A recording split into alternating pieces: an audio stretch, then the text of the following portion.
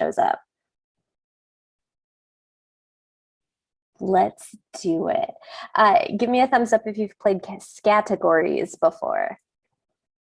Okay, so you're going to be looking for words that relate to something with one specific letter to start with. We're going to play 3 rounds. We have 3, 4, 5. Because I can't count myself twice. I'm going to create the game and then I'm going to send you the link in the chat. Okay.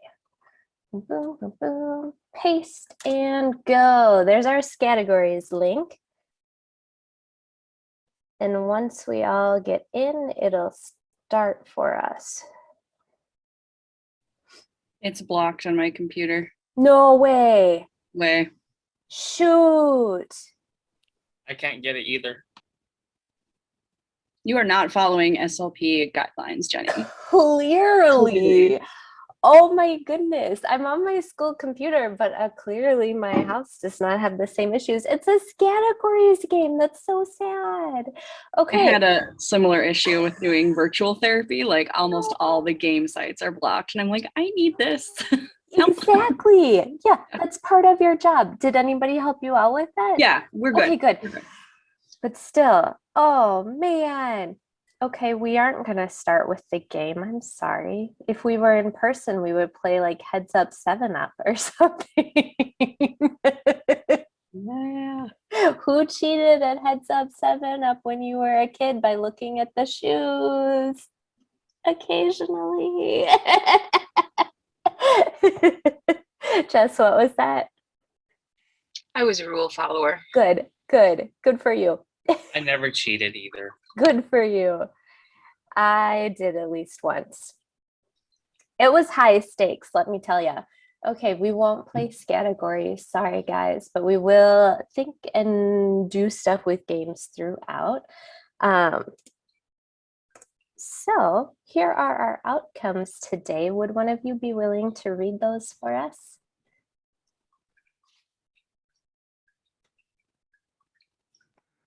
Have fun together. Understand the importance of creativity and play. Reflect and set goals. There's something in front of. I don't know why that's there. Including some word and play in there. Creativity and play. Okay. Yeah, sorry. That could have been the game to try to figure out what that word was. Yeah, exactly. I should have. Good morning, Wendy. Good morning, everyone. Yay. Hello. How is everybody?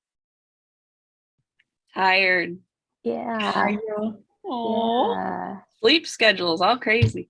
Yeah. I know. Oh, losing an hour is killer. I It hurts know. my soul. But the sun helped, and the sunrise this morning Yeah. was like, wow. Yeah. Wow. Beautiful. Yeah, no doubt. Well, thank you, Jess, for reading our outcomes. Wendy, you missed that we can't play the game we were going to start with because the school is blocking categories. Oh, come on. Really? Oh, I'm sorry. That was our response too. It was hilarious. Oh.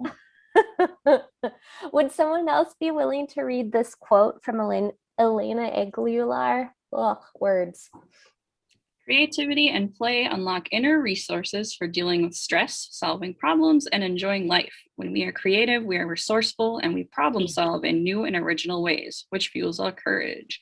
Our thinking expands, and our connections with ourselves and others deepen. Yes. Yes. Have any of you felt that way before? When you take time to be creative and play, that you get more out of your regular stuff? Mm-hmm. Yeah. Awesome. Awesome, awesome. Thank you, Trista, for reading that for us. So that is the basis of why we're doing this today, because this kind of is still in the low part of that graph of like where people are at different times of the year when it comes to the educational realm. We've been running. We're almost to spring break. It's time to start thinking about how we can be creative and play and really rejuvenate ourselves as we get into spring break. So we're just going to do a 3-minute self-reflection of these questions, and you're just going to write some stuff down for yourself or type it out on your computer. That's fine too. If you need to mute your video because it's hard to do it with the video on at the same time, you can do that. So what did you love to do when you were a child? What are those things that as a child you could lose yourself in for hours? Maybe it was Legos, maybe it was drawing, maybe it was reading, whatever it was. Can you remember that feeling? How would you describe it? And when was the last time you did something that was that enjoyable and all consuming? And neat. There we go. 30 seconds left. I want to challenge you to take a moment, try to make that question of how would you describe it? See if you can put that into one word that you can share out. Let's try a popcorn. My word, and if you couldn't come up with just one word, that's okay. You can use multiple words. How would you describe it? I'm going to use the word joy. And oh, sorry. I'm going to pass to Jess. That's okay. I had 3 words, but joyous was the first one. Nice. Satisfied and content were my others. Awesome. Jess, who will go next? Cool. Excellent. My word is free, Ooh, or I guess freedom or free. nice. I'm gonna pass to Trista. I also had joy. I know, Thanks. sorry, Trista. I'm gonna go with my second one is excitement. Ooh, And I will say Kinsey.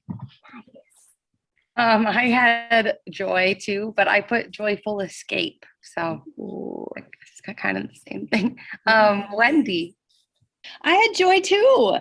And also just, I felt timeless. I didn't know what scheduling felt like as a kid. Mhm. We were just free.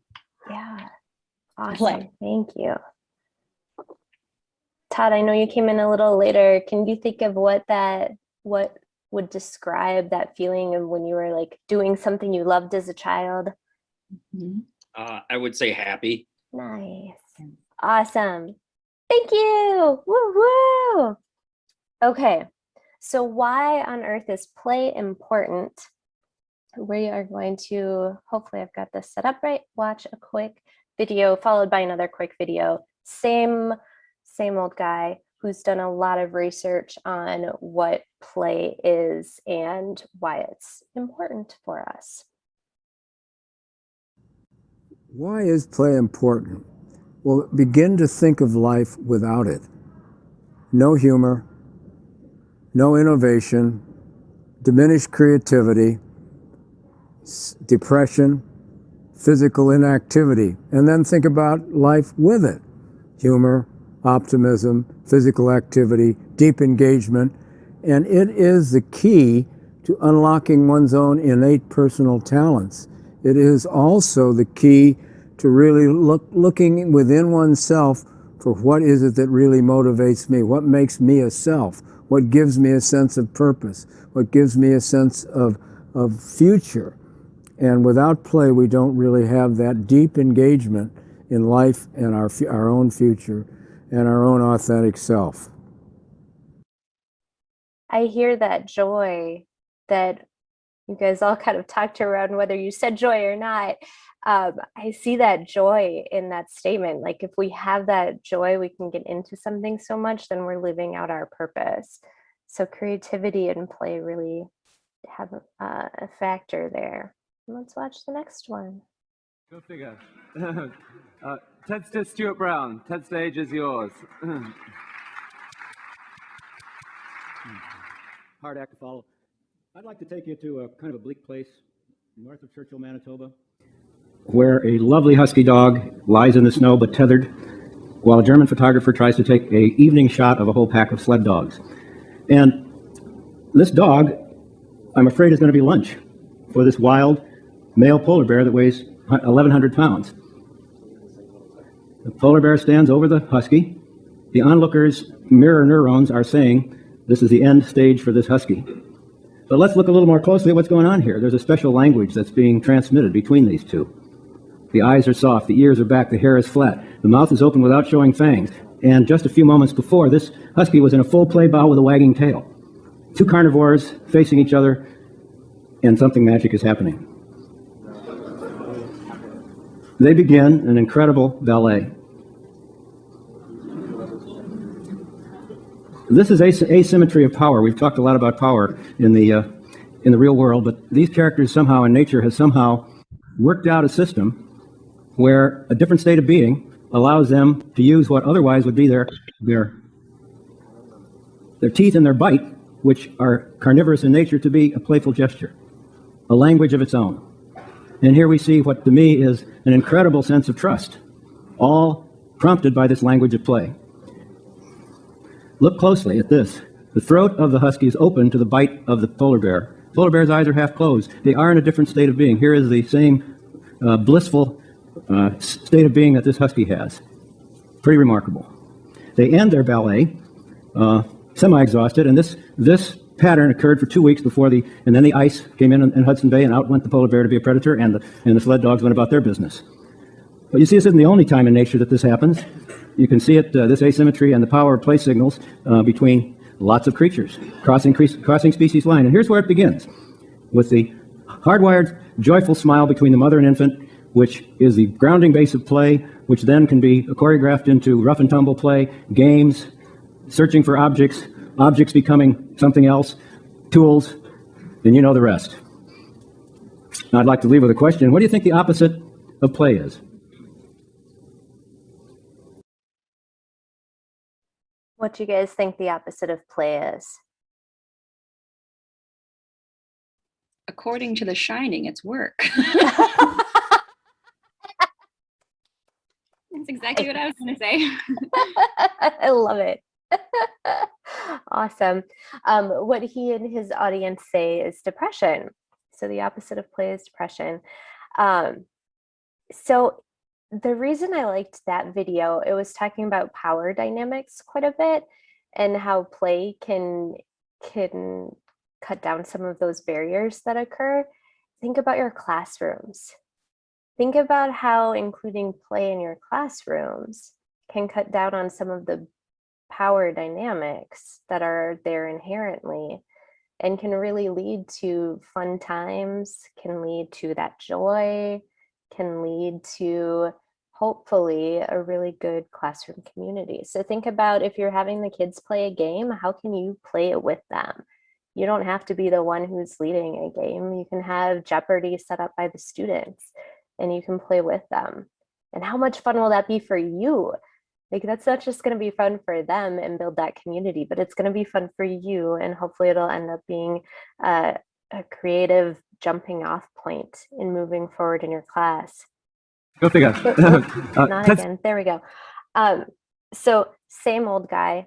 This is where I got him, was from the book from Elena Aguilar.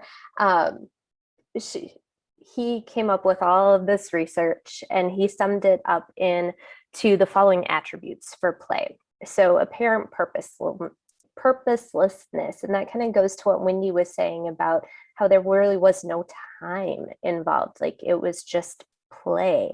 So any play should be apparently purposeless, should be voluntary. So you're not forcing yourself to do something or forcing someone else to do something. It has inherent attraction. So it's something that you want to do and makes you feel good. It has that freedom from time. Again, like Wendy said, it's like no time has passed and you're, whoa, it's dinner time already. I have to go home and go eat. My mom's ringing the dinner bell. We didn't have a dinner bell, but that's what it makes me think of. Diminished consciousness of self. So you are going to stop worrying about whether you look good or if you look stupid. In imaginative play, you might even feel like you're a different self. There's improvisational potential. So you're open to doing a variety of different things in a variety of ways, which helps to give you new ideas. And there's a continuation desire. So you want to keep doing whatever it is. So with those things in mind, we're going to do some ideas for play as a game. So you're going to have 30 seconds to think about the questions that are at the top. So how can you add play and creativity into your life? And how can you add play and creativity into your students' lives? So thinking of those two questions, you're going to have 30 seconds to write down as many words or phrases as you can with ideas to answer those two questions. Then we're going to add one new idea each time by one new person sharing out each time. And I'll tell you the order when we get started with that. And then when you hear one of your ideas read, you'll cross it off your list so that it doesn't get reread. And then the person with the most at the end that are not crossed off is going to be the winner. And I know I'm not at school yet, but when I get back, you will get a prize. So we good? Any questions about this before I hit the timer? Okay, 30 seconds. Pencils down. That was not long. Oh my goodness. Oh, back, stop. There we go. So our order will be what is in the chat right now. So we're going to start with, oh, no, we're not going to start with Wendy. We're going to start with Jess. Jess, you're going to read off one from your list. And again, everybody else who's listening, if you have that on your list, cross it off. Okay, so sometimes in my classroom, we would have sing-offs. Fun. Oh, that's so awesome, Jess. Thank you. So if you've got anything like a sing-off, cross it off your list. Okay, next up, Trista. I put movement. Ooh, nice. Movement is so important. We don't do it enough. At least I never do it enough in my classes. Okay, Kinsey. I put video games. Fun. Yes, video games. And that can mean so many different things, even bio video games. Or number crunchers. How many of you played number crunchers when you were little? Yeah, word crunchers. Okay, Sophie. I had like a version of trash ball. Like I have like different baskets I put for different points, and then they have to like answer the question with the whiteboard. If they get it right, then they can get a chance to like shoot the basket. I love that. Awesome, Sophie. Thank you. Cool. Oh, you're muted. Sorry. Sorry. Well, in my class, in a normal year, I try to do this year too. We just hang out and we eat. Nice. And so once a year we have ice cream. Fun. That's super fun. One time in my chemistry class, we made ice cream outside with all my classes, and that was a hot mess. So it was just once. Our play is to hang out, eat ice cream, and not do anything. I love it. I love it. So much fun. Awesome. Jess, you have another one for us. We would also do push-up contests in our class. Get that movement like Trista had. Oh, I suppose. Does no, that no, it's different. I would count it different, but okay. Because I also had dancing, and I crossed that one out because that seemed like movement. That works. Okay. That works. Awesome. Thank you. You are a rule follower. I like it. Okay, Trista. Exploring outside. Nice. Oh, love it. You don't have to be in a science class to explore outside. Very nice. Kinsey. I said yoga, but now I'm thinking maybe that might be movement. So you're going to cross that off. I love it. Sophie. I had the like get to know you game. So I played a game called A Cold Wind Blows. And so it's kind of like musical chairs, except like one kid's in the middle and they have to say something that's true about themselves. And if it's true about you, then you have to like get up and switch seats with somebody. And then somebody always ends up in the middle. So awesome. Oh, that sounds like a fun one. It's funny. It gets super into it. Nice. So instead of us rehearsing our regular music, there are days where students pick whatever pieces they want to play. And so they've played like 20 different pieces in the past like 3 years. So they know exactly what they want to play. Nice. So we play through as many pieces as we can, and they always leave here energetic. Oh, that's awesome. That choice is so important. Nice. Jess, do you have another one for us? Okay, I've got booby traps written down. This is because kids like to joke. We'd like take rulers and like put them in the door so that when the teachers would come in, they'd like all fall down. And it just became a thing to like try to create the most creative booby trap. I love it. Engineering. I'm creating engineers. You are. I love it. Nice. Trista. I don't have any more. That's I lost. okay. That's okay. Kinsey. I don't have any more either. Okay. Sophie.